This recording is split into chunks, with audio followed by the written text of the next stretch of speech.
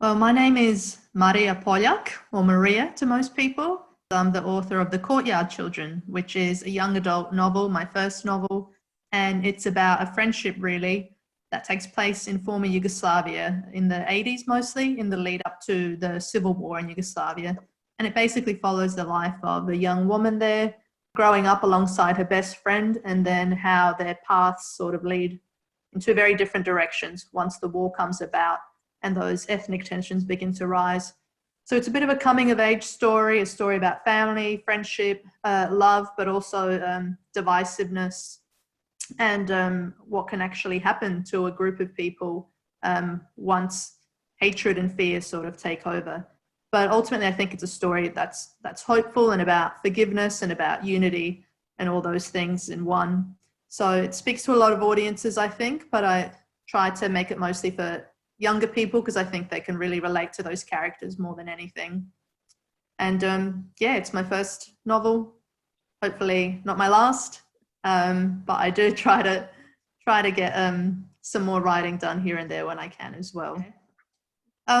So what inspired me to write The Courtyard Children, yeah, it really was largely my own experience and upbringing, and I suppose being a bit disconnected from the former Yugoslavia after having left there. So I grew up in Australia, came here at the age of 4, but I grew up speaking my language and understanding my culture and hearing all the stories of my family.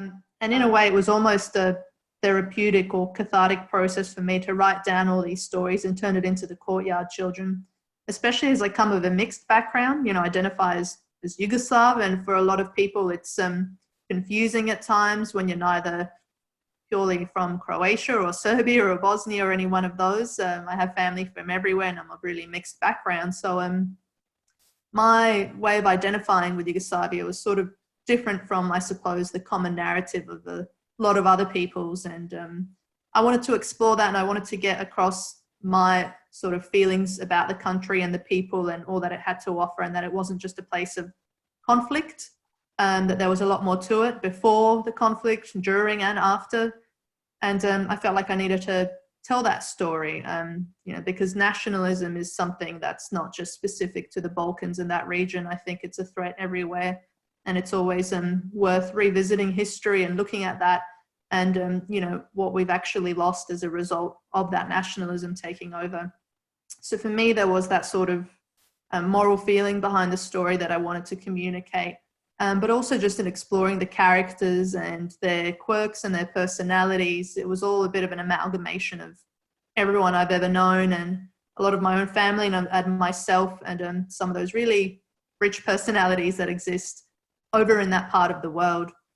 So it's a story that I wrote easily, but also with some emotional difficulty, I suppose. However, at the end, I felt better for it, I guess, in having written it and being able to share it with a lot of other people who I think feel the same way I do about that part of the world. So when I wrote the story, I didn't really picture a young audience in mind. I just wrote in a way that I knew I would want to read the story, because I was quite young when I wrote it. I was in my early 20s when I did the bulk of it. So writing towards a young adult audience kind of happened quite naturally. I wasn't too far removed from that audience myself, but also because of the character, the main character who's telling the story in that first person point of view.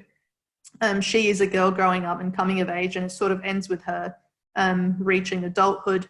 So basically, in the way she spoke and told the story, that they're communicated directly to an audience, I suppose, of her age or of that demographic.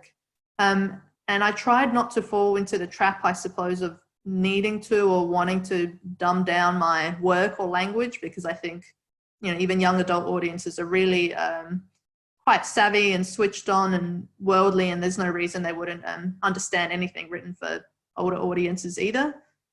Even with some of the themes and the sort of political context behind it all, I tried to leave it intact in a way that it was still quite honest and critical and not sort of vague or simplified just because the audience might be younger. So to really sort of give them the credit they deserve as an audience.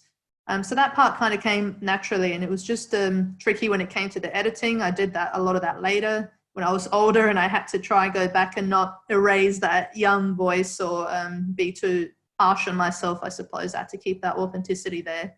But that's always the risk when you're writing something over a period of, a few years or whatever, not to lose that original voice and that original narrative in the editing process. But I think it was fairly consistent for the most part.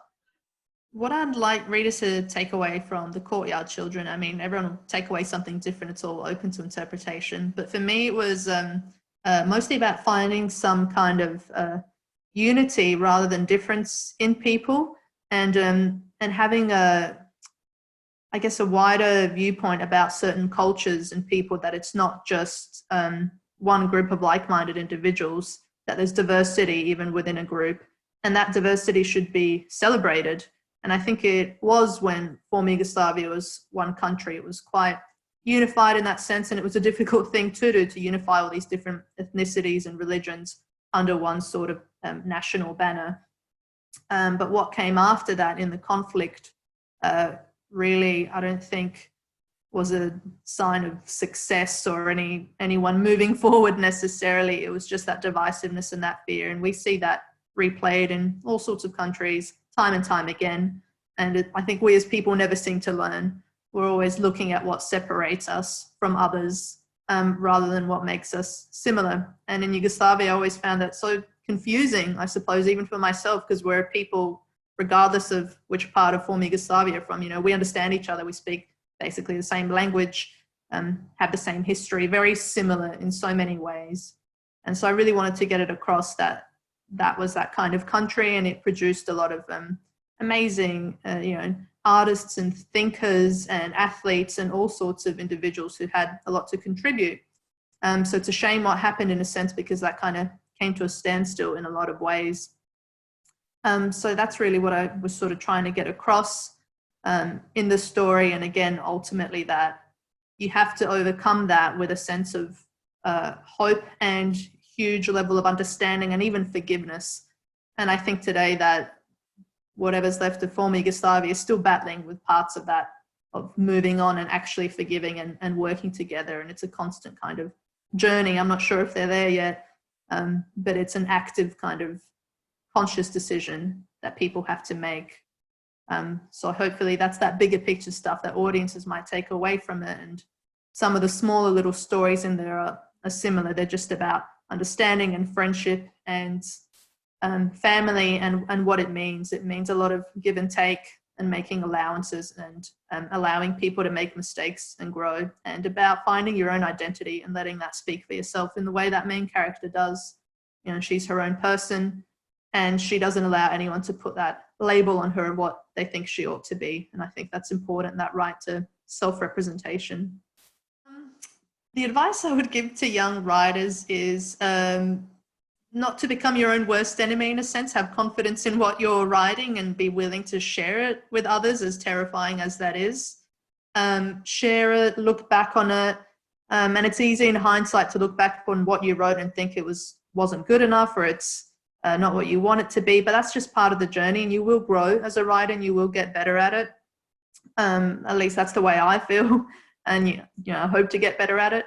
But you really do need to allow yourself some room to make those mistakes and try different things. And if it's easier, start with what's familiar. I suppose I did that old saying of write what you know.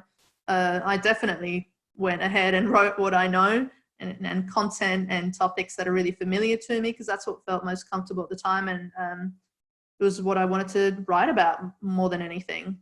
So do that, and don't feel like you have to write what others want you to.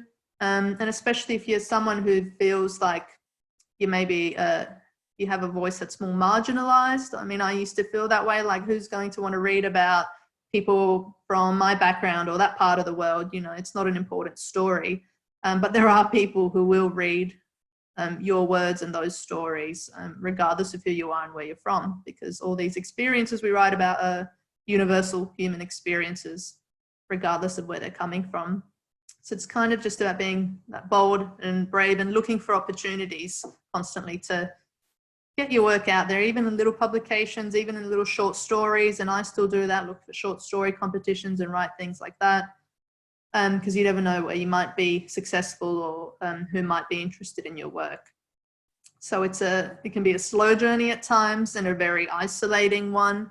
So if you can find like a community or people to work with or someone you trust to share with to get feedback, then that's a really good sort of starting point to see where you're headed.